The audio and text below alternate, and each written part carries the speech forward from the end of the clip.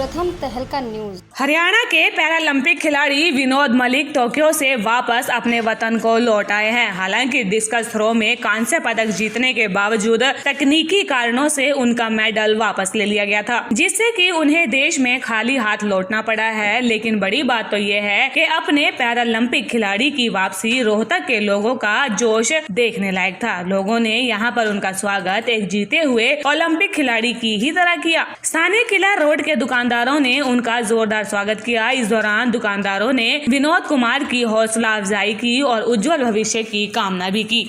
देखो भाई साहब, सबसे पहले तो मैं आप लोगों का बहुत बहुत धन्यवाद करता हूं कि मेरे को आपने यहाँ पे बहुत सम्मानित किया। मनोज भाई है, मोनू भाई है, प्रधान जी है अपने, और हैप्पी प्रधान जी और इतने सारे भाई अपने जिन्होंने इकट्ठा करके मुझे बहुत सम्मान दिया। सबसे पहले तो मैं आपका तहे दिल से स्वागत करता हूँ। और दूसरी बात ये है भाई साहब, मेरा 29 तारीख को इवेंट था डिस्कस थ्रो, जिसमें मैंने पैरालंपिक में भाग लिया था। वहाँ पे मेरा ब्रॉन्ज मेडल आया था।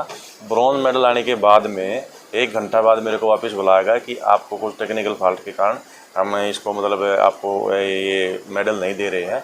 लेकिन मेरी इसमें कोई गलती नहीं है, क्योंकि मेरे को उन्होंने 3 बार चेक किया, 3-4 बार पहले किया मैंने 2016 से लेकर, और आज तक उसी कैटेगरी परफॉर्म किया है। और उसी कैटेगरी में मैंने अपना जो है कि मैंने अपनी ट्रायल भी दी है, और उसी कैटेगरी में जाके मैंने ओलंपिक में 22 तारीख को मेरा फिर दोबारा क्लासिफिकेशन हुआ है। और मेरे को फिर भी वही बोला गया कि आप इसी में परफॉर्म करोगे। तो उसमें मेरा ब्रॉन्ज मेडल आने के बाद में तब मेरे को ये बोला गया कि आप मतलब इस चीज़ के लायक नहीं हो। तो मैंने अपने देश का और अपने प्रदेश का जो अपना मेरे मेहनत किया, मेहनत करने के बाद मैं ब्रॉन्ज मेडल लेके आया। तो मैंने तो अपनी तरफ से पूरा 100% किया है और अपने देश का झंडा ऊंचा भी किया है। मैं सरकार से यही प्रार्थना करता हूं कि मेरे को एक मेडलिस्ट की तरह देखा जाए, क्योंकि मेरी इसमें कोई गलती नहीं है और मैंने अपनी तरह से पूरा 100% परफॉर्मेंस किया है। तो मैं आज किराए पे रह रहा हूँ, मेरे बच्चे हैं, किराए पे रह रहा हूँ मैं, और मेरे पास कोई ऐसी दूसरी सुविधा नहीं है। मैंने अपनी तैयारी की है और आने वाले 2021 में वर्ल्ड चैंपियनशिप और दूसरा अपना एशियन गेम है, उसके बाद 2024 का है, इसके लिए भी मुझे वे पिछले 5 साल से F52 कैटेगरी में मेहनत कर रहे थे। इसी आधार पर उनका टोक्यो पैरालंपिक के लिए चयन भी हुआ था। विनोद मलिक का कहना है कि तकनीक की वजह से कांस्य पदक न मिल पाने में उनका कोई कसूर नहीं है। साथ ही मलिक ने बताया कि इस साल वे देश के लिए फिर से अंतर्राष्ट्रीय स्पर्धा में भाग लेंगे। वहीं स्थानीय दुकानदारों और विनोद मलिक के ट्रेनर ने टोक्यो ओलंपिक में उनकी उपलब्धि को भी सराहा है। हमने 1 साल से तक तो बेंगलोर में प्रैक्टिस की।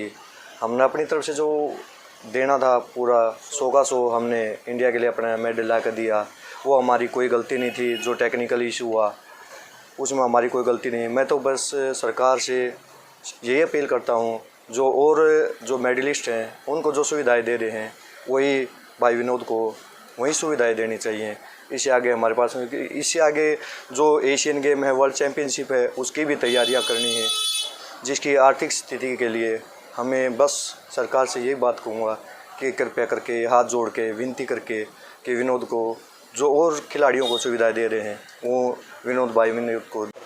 नमस्कार, मैं हैप्पी अनेजा। पहले तो अपने भैया विनोद मलिक जी, जिनके साथ बिल्कुल मैं नज़दीक के इनके साथ रहा हूँ। इन्होंने हमारी राधे राधे मार्केट में नीचे दुकान में दुकानदारी की और उसके बाद एकदम दुकानदारी छोड़ के जिस तरह ये खेल की तरफ भागे और उस खेलों में इन्होंने पूरी अपनी दुकानदारी, अपना घर बार, हर चीज़ त्याग कर पूरा खेलों में पूरा ध्यान दिया। जबकि पूर्व में भी जो इनका, वैसे तो ये ओलंपिक में खेलते, जो ये पैरा ओलंपिक में खेल रहा है उसका कारण ये है, इन्होंने पूर्व में भारतीय सेना में अपनी सेवा दी है। यही कारण रहा कि ये पैरा ओलंपिक में खेले और इन्होंने पैरा ओलंपिक में हमारे देश का प्रतिनिधित्व किया। और जो पैरा ओलंपिक में कांस्य पदक इनको मिलना था, जो नहीं मिल पाया, पहले इन्होंने देश का प्रतिनिधित्व किया। अब मैं सरकार से अपील करूंगा, इनका प्रतिनिधित्व जो ओलंपिक गेम्स में इनके साथ नाइंसाफ़ी सी मुझे लग रहा है हुई है। अगर ये उस कैटेगरी में नहीं कर पा रहे थे, नहीं खेलने में एलिजिबल नहीं थे, तो इनको उसमें खिलाना ही नहीं चाहिए था। इनको उसी लेवल में ही खिलाना चाहिए था जिस लेवल में ये एलिजिबल थे। इन्होंने अपनी पूरी मेहनत की, पूरी लगन की। 4 साल जिस बंदे ने अपना परिवार, अपना व्यापार, अपना कुछ नहीं देखा, सिर्फ देश का झंडा ऊंचा करने के लिए काम किया। और मैं सरकार से ये अपील करना चाहूँगा, मेरे बाज़ार के सभी दुकानदार, मेरे साथी, मेरा रोहतक शहर, प्रदेश में हर व्यक्ति यही चाहेगा कि इनको उसी तरह ही इज्जत, मान, सम्मान, जो इनकी मदद मिले, जो और मेडल लाने वाले व्यक्तियों को। मेरे विनोद मलिक अच्छे दोस्त हैं और इन्होंने जो मेहनत की है वो देश के लिए इतनी बड़ी मेहनत की है कि हम इसका इजहार नहीं कर सकते।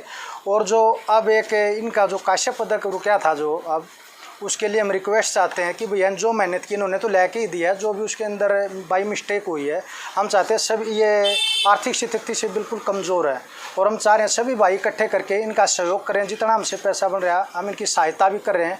और मैं चाहूँगा कि खट्टर सरकार भी इनकी ज़्यादा से ज़्यादा सहायता करे ताकि आगे ये और भी तैयारी कर सके और गोल्ड मेडल तक ये जा सके।